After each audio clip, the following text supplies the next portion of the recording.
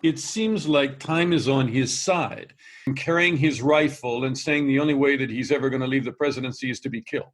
Yes, well, that's not a position of someone who is ready for dialogue. That's pretty true.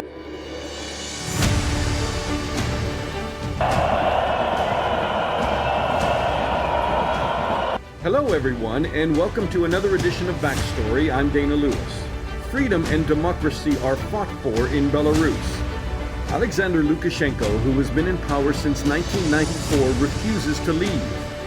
The last elections were by any measure fake and fraudulent. Lukashenko is a thug who turned his security forces on his own people, jailing thousands and torturing many. If you're watching, it's a dramatic seesaw battle between a dictator and tens of thousands of people who take to the streets weekly demanding he step down. Who will win? Will Russia intervene to protect their pawn, fearful the same could happen to Putin, who also runs sham elections and referendums? Or will the people of Belarus triumph? In this edition of Backstory, just one interview with a courageous journalist who, while Lukashenko has tried to arrest reporters and shut down the internet and communications, she managed to get the word out and risks her own personal safety to keep telling us what's happening. All right, Hanna Liubakova is a freelance journalist, normally in Belarus, but for now she's not saying where her location is. Hanna, how are you doing? I'm fine, thank you. Still free. So thank you for asking. I mean, I have to say I've been following you on Twitter since this started a few weeks ago. It is very dangerous for journalists. Will you tell us what it's like for people trying to get word out, trying to cover the news there, and what is happening to journalists? A lot of them have been arrested.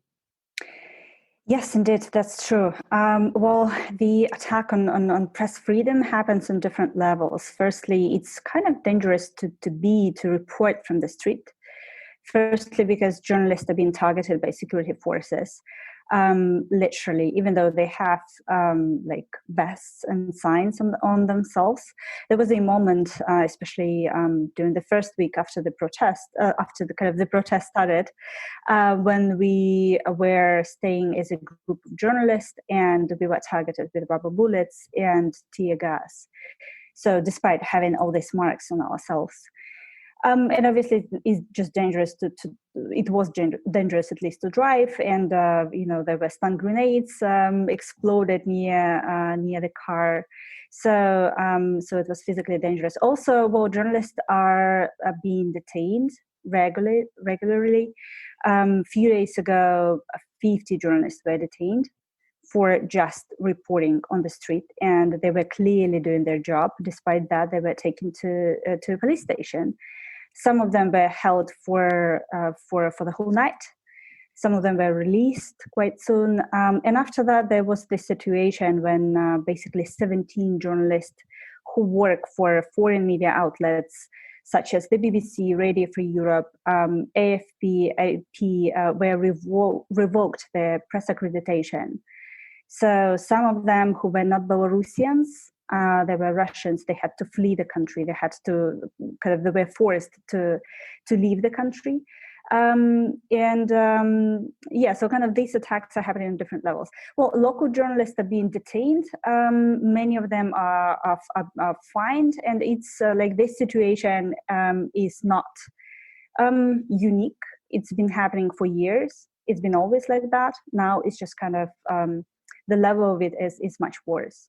Tell me what's going on. I mean, there were some amazing images this weekend out of Minsk, and it seems that Lukashenko is in a standoff with people. He's not willing to step down. He's not willing to go. At the same time, people are keeping up this momentum. I mean, they're demanding that he leave.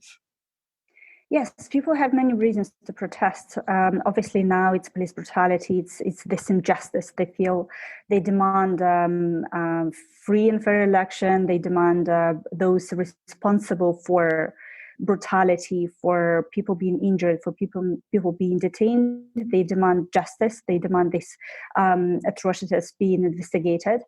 At the same time, the authorities are totally ignoring these demands. Alexander Lukashenko is not ready for dialogue, even though there is a special body institution created to offer negotiations, to offer dialogue. It's called the Coordinating Council. It includes. But he arrested a lot of those people.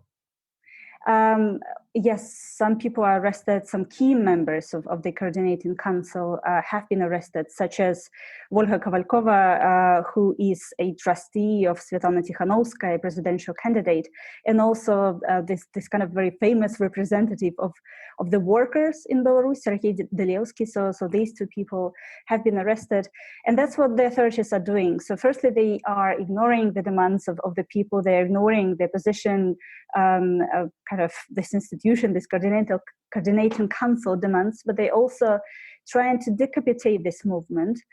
They are currently arresting leaders, potential leaders of the protest, kind of most active participants.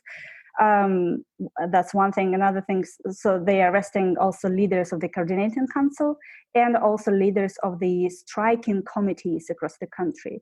So it seems like time is on his side. He is going to chip away at press. He is going to chip away at his political opposition.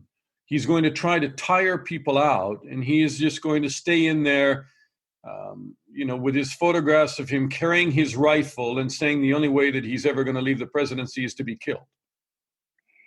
Yes, well, that's not a position of someone who is ready for dialogue. That's pretty true. Time, you know what? It may work. Like it may help him, but it doesn't have to. People have many reasons to protest, right? And some of these reasons will not disappear. We are talking about injustice now. We're talking about police brutality. We're talking about the lack of free and fair election. But at the same time, well, the economic reasons will not disappear. It will be even worse. The economic crisis is coming. It was predicted already because of the pandemic and because of this kind of weakening economy in general, stagnating economy that the situation that exists in Belarus, but also because, well, the lack of stability brought so many kind of reasons for this crisis to kind of increase, right? The ruble has fallen already, and there is a financial crisis. People cannot buy foreign currency. So it will be worsening, and which means that there will be more reasons for people to come up to the streets in the future, even though now they might be tired or they will get tired. However, at the same time, well, we don't really see signs that people are tired. Today there has been an immense demonstration, an immense rally again. Despite 140 people were arrested today, people still came out to the streets in thousands. There were more than 150,000 people who came out to the streets. What do you think Lukashenko will do? I mean, a lot of people think, some of his political opposition dating back years from now, think that he's not mentally stable. That he will get more desperate and more dangerous. I think there are signs that he is ready. Well, he will definitely stick to his position, to power, as much as he could. We've already seen some of the most acute police violence that never happened before, at least to this extent. It obviously provoked a lot of anger, but a lot of fear as well. People were not ready. Well, these are peaceful protesters, and it was completely unjustified. That this was too extensive. Like, this was not. There were no reasons. Well, there are never reasons for this, but people are peaceful. So now he's saying about Putin and his police that can come and suppress the protesters. I think, well, he might be ready to introduce, to do as much as he can, to introduce like as many ways, as many ideas how to suppress the protest and how to stay in power. I think now he's definitely desperate. He has seen that he lost support, popular support of, well, let's say the majority of people. That's how at least people feel. They feel that they are the majority now. And what he's relying on is security forces. How do people view President Putin and Russia and the pledge to support Lukashenko? If anything, I think that people who were not naive, but who had some impressions that Putin might be, I don't know, a good leader or Russia is a good neighbor, I think they lost this this kind of impression already, because since Putin accepted he said that the result of the election was fine, was free and fair.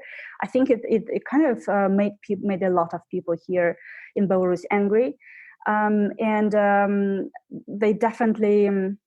Well, Belarusians want to be independent, right? And they want to preserve good connections with Russia and the West, but with Russia as well. But they don't want to be part of Russia. There were numerous sociological polls, research that actually said about that.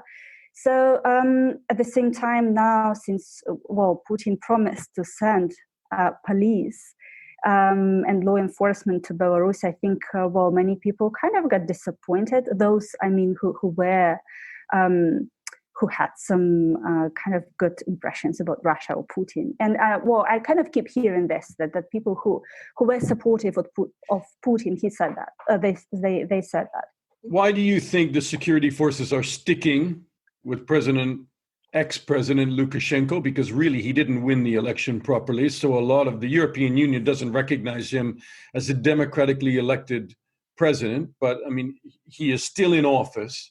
Why do you think his security forces are supporting him? And where will the crack come? I mean, when will they leave him?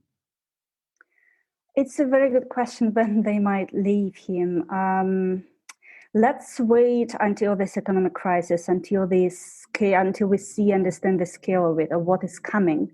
I think, perhaps not security forces, but definitely parts of the elite, of the nomenclatura, might actually give another thought about Lukashenko and about the support that they give him once this economic crisis comes.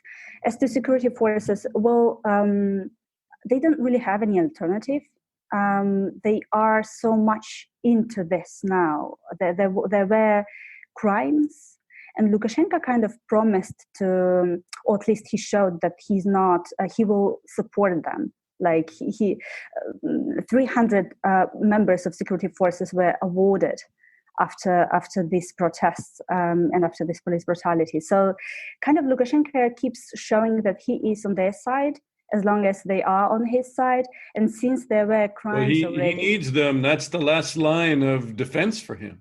Absolutely. And also, let's remember that Lukashenko has built this system for the past 26 years. And already, these people kind of have seen so much propaganda. They are really kind of brainwashed, a lot of them. So it's a well-functioning system in this regard. And... they also have a lot of privileges. They have, apartments and so on. So there are kind of many incentives for them to stay with Lukashenko at the moment. My last question is about you, because I'm worried about you and all the journalists that are covering this. But you have a profile on social media, and you have been relentless in covering this and getting the word out. How are you looking after yourself? Are you worried? Yes, I am definitely worried. Firstly, as I mentioned, it's just dangerous to work on the street, to report from the street. There were situations when I couldn't sleep at home or use my phone, or I had to, I don't know, keep a low profile, absolutely different things. Well, obviously, I'm taking care about my physical security, but also kind of this digital security, of course, and all that. So, many things, we all have to take care about as, journalists who write about Belarus at the moment.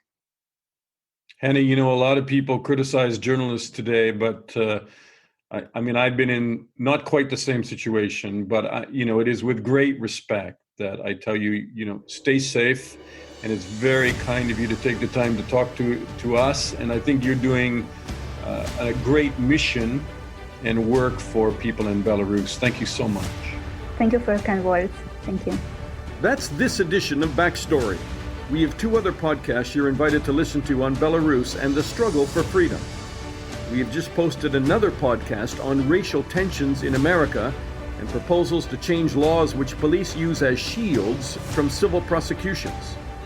Please subscribe and share Backstory. We really appreciate your loyalty. I'm Dana Lewis, and I'll talk to you again soon.